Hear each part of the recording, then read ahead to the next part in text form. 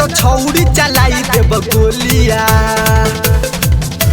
सुन ले नाचे खातिर राजवार जी के टोलिया, नाच न तो छौड़ी चलाई देब गोलिया।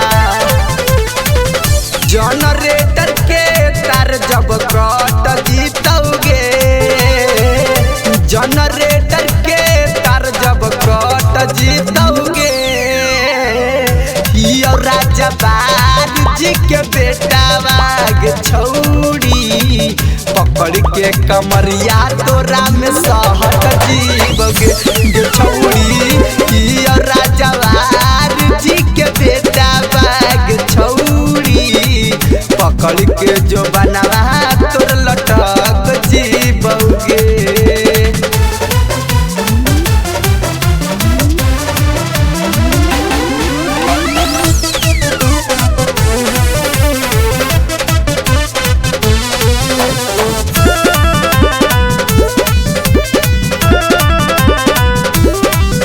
यादव भूमिहार जी के रहो हियो साथ गे, आज तोर चोलिया में डाल देबो हाथ गे। बचिए के रहिया सुन। यादव भूमिहार जी के रहो हियो साथ गे, आज तोर चोलिया में डाल देबो हाथ गे।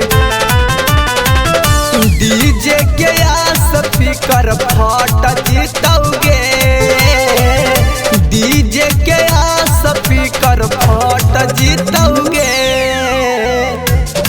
राजवार जी के बेटा बाग छौड़ी पकड़ के कमरिया तोरा में सहट जीवोगे गे छौड़ी।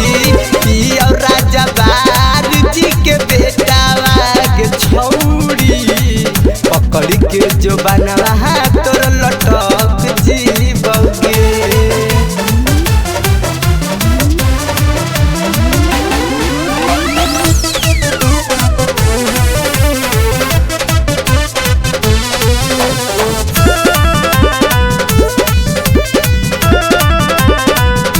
सिंटू सुभाष करबो लहंगा तोर गीला गे, डीजे सरफराज हको नवाद के रंगी लागे।